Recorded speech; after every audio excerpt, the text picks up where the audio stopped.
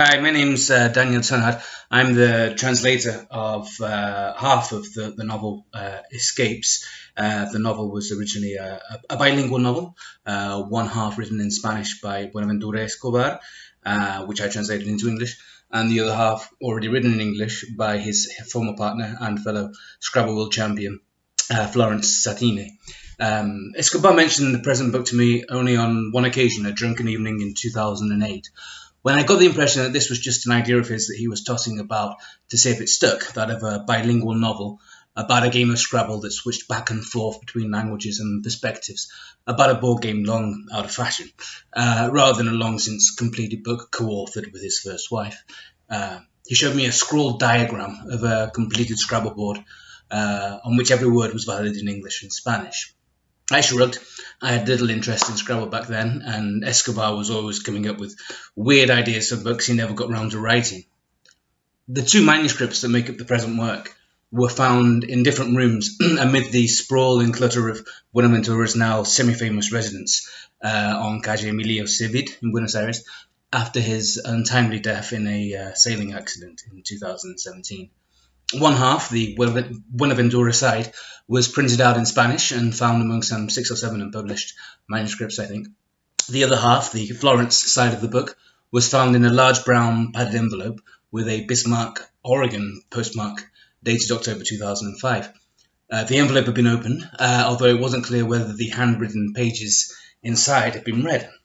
It was with considerable delight that we worked out that these two manuscripts fitted together. So the result is the novel Escapes, written by Buenaventura Escobar and Florence Satine. I'm going to read some of the early chapters. For the Escobar parts, I will have a moustache because I will be playing a man. And for the Florence parts, I will be wearing my wife's sunglasses so that you can tell I'm a woman. Here we go.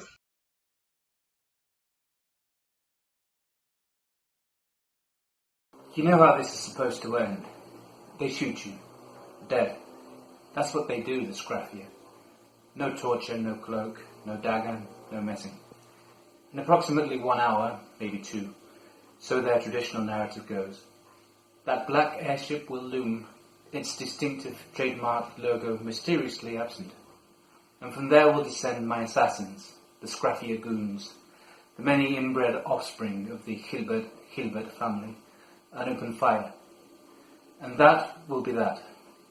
And the most annoying thing, the thing that will really get my goat, will be that just as Black Death descends, I will look to my left, numb with fear in this cheap whiskey buzz, and see that Buenaventura Escobar, my one-time beau, flamante campeón mundial, has, true to style, slipped away into the water. This is supposed to be my requiem, Missa pro defunctis, the accusative singular form of the Latin noun requies, to rest. I could certainly do with the rest right now. Give me Dvorak, give me Faure. I have run aground off the coast of Mauritania, utterly devoid of rafts or Medusas or Jericho to romanticize me. Would that such things might help. In their stead, the Scraffier and Escobar the traitor. Woe is me, presumably. I have forsaken a simple life of lexicography for fortune and fancy. I have frittered away my future on games of chance. If I were the kind of submissive woman the Scraffier always wanted me to be, there would be nothing left for me now but to sit and await the slaughter. But that isn't going to happen.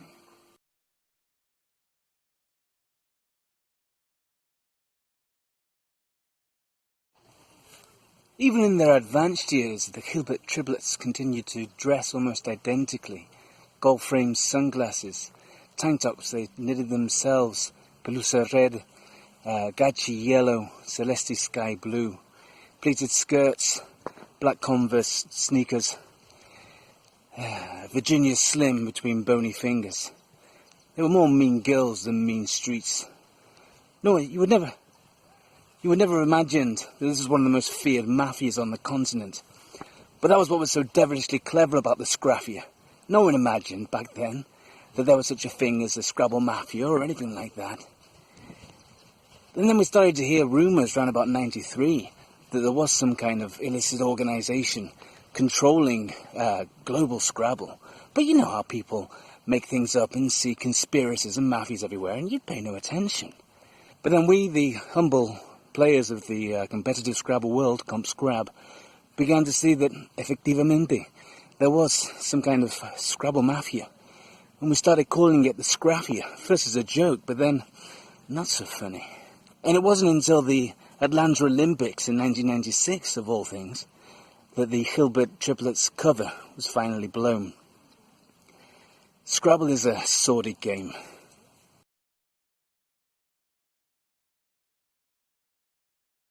I studied modern languages at Oxford.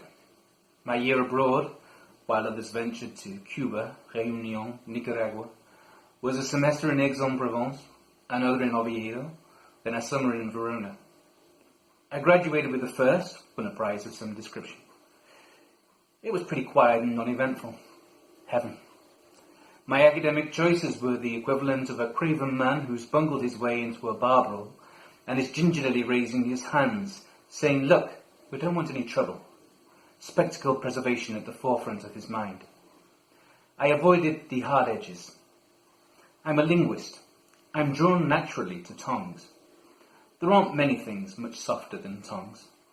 My whole existence, until I clumsily stumbled into the taproom fracas that is international competitive Scrabble, my hands aloft, was spent in cosy academia.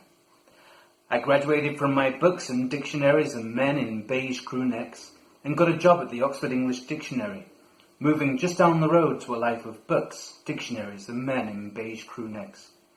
God, what bliss. That was my job, a job for life, I thought. I imagined the closest I'd ever come to fame and fortune was if I got invited onto Dictionary Corner on the television programme Countdown, where easily the country's highest profile lexicographer told an anxious public what a word meant, or, eternal heartbreak, that word did not exist at all.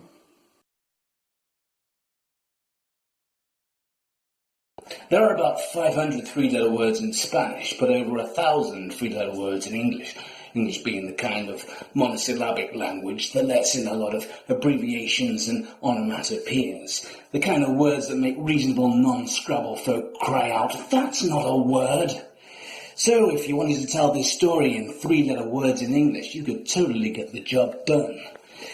Ace Boricua, top man met fab gal, or woo, sex, joy, wow, win, won, two got wed, now one, but big bad hag mob pox saw her and had jip, boo, ado, foe, woe, guy ass mob, own him, a mob hit her pal, who, how, why, she fed spy, wow, she lie, and now two ran, hid, brrr, zzz, zap, thin.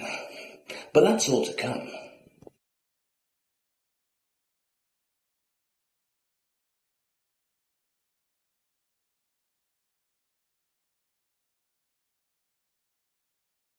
The game on Table 1 in the antepenultimate round of the Olympic Scrabble tournament was played between the leading Hungarian team, 1 point ahead, and the second-place Japanese. With the world watching, the teams set out their pens and papers, shook hands, uttered the usual good wishes, drew their tiles, and Boglarka Shavansky started the clock. But immediately Hiroshi Matsushita reached over and paused it. He and his Japanese Esperanto partner rose gravely from their seats, and Matsushita-san addressed the room and the watching world. This at first got the expected response for a Scrabble tournament, lots of people shushing and complaining, a strident "Silencio" from the back of the room. But when Matsushita carried on talking, and the TV people scrambled to get a microphone into place, we looked up from our boards and saw that this Japanese guy, solemn looks on his face and that of his partner, was giving what seemed to be a transcendental speech, though no one spoke Japanese, so who knew, and stopped what we were doing and paused our clocks. We Scrabble players have a built-in instinct to pause our clocks at the first sign of trouble, and when trouble comes in a non-Scrabble context, we can often be seen fumbling for an imaginary clock to pause. We were on table 4 in the second row of tables, with a clear view of Pelusa Hilbert sitting at the technical table with the tournament judge and his assistant. And as Hiroshi Matsushita spoke, He clearly mentioned the words Compscrap and Pelusa, Gachi and Clara Gilbert, and I got to see Pelusa's reaction. Her neck grew a few inches. Her eyes became swollen in an instant. Her mouth twitched. That's what I remember the most, the upper lip twitching. As she silently cursed the day, she tried to hustle, the only honourable man in competitive Scrabble.